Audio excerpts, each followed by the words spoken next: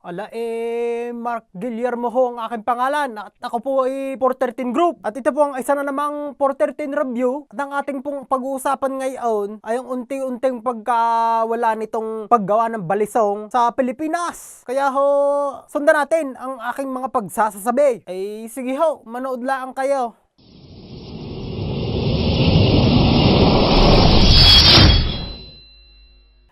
Welcome back everybody. So on the previous 413 review, we discussed the past of the balisong, the origins, where it came from.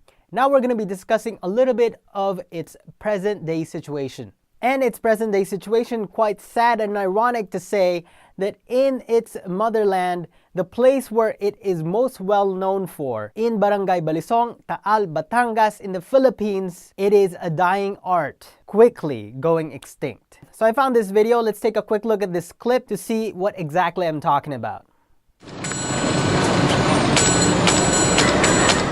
So some of the cool things in this clip is that we actually get to see how the balisong in Barangay Balisong in Taal, Batangas are completely made by hand from start to finish.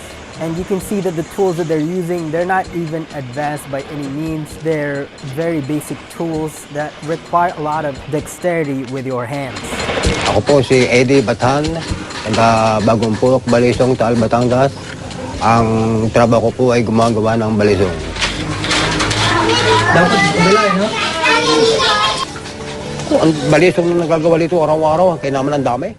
Now at this point, he talks about when he was younger, there were thousands of balisongs being made daily, but nowadays there aren't as much being made. By the way, this gentleman's dialect or accent is the Batangueno accent, and it's the same one that I was doing with my Tagalog earlier in my introduction. Pretty cool, huh? It's very distinct of the Batanguenos. So what he said was that the younger generation is no longer interested in making balisongs. Why is that? The amount of time and care and technique that you need in order to produce these handmade Filipino balisongs is so much that they don't see it being cost effective. Not as many people are purchasing it. So what's the point of going into a business making balisongs when no one's going to be buying them? Now, of course, you're wondering then why is no one purchasing it? Because in the Philippines, it actually is illegal to be carrying these around in the urban areas unless you have some sort of a license or permit that proves that you do need one, a bladed implement, or that you're a martial artist. Although when I was growing up, I was never aware of this rule. I just thought it was something that you could carry around. I mean, it's just a tool. All over the world as well, there are so many laws that prevent you from carrying these balisongs. And in some places as well, you can't even purchase them and ship it to your home. So it's severely restricted. Now, the gentleman from that clip talks about how one of the things that they want to try to do is really enforce teaching the younger generation to learn how to make balisongs. But I think forcing it down the younger generation's throats is not going to be helping it out. Let's take a look at this clip where we get to hear a little bit of what is going on a legislative level. Local government has given support, but these are just actually on periodic basis. When I say periodic, just because it's only during the big events that balisong is given highlight. But when it comes to the support to the industry, insofar as I know, there hasn't been any financial grant, there hasn't been any technical backup that was done by the local government in even the past administrations that would have to put much of what can be all stalls sell the best or the highest quality. The government barely helps, if at all. I wonder where the money goes.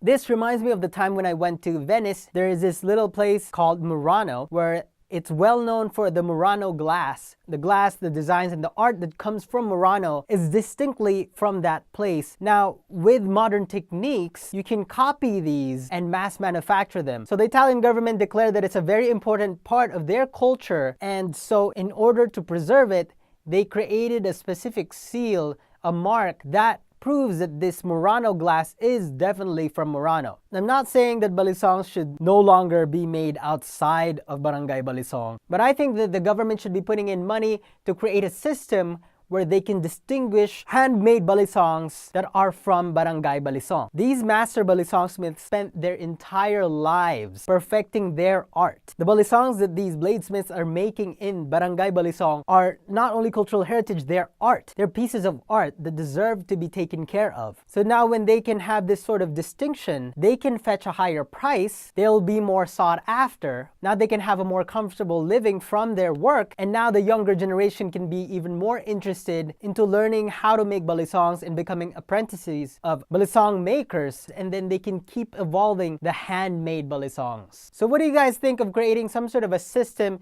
to distinguish the handmade balisongs from Barangay Balisong? Do you think that this can help protect the art of making balisongs and ultimately revitalize Barangay Balisong and the balisong making industry in the Philippines? Let me know in the comment sections below. If you guys have some sort of other ideas, I'd love to hear them as well. And once again, thank you everybody for watching this video all the way through. Always a pleasure to have you in here. Please like, share, and subscribe. And since your finger is already hovering there, please click that notification bell below so that you can catch the last of the Balisong series where we talk about the future of balisongs. Till next time, magkikita rin tayo later. Woo!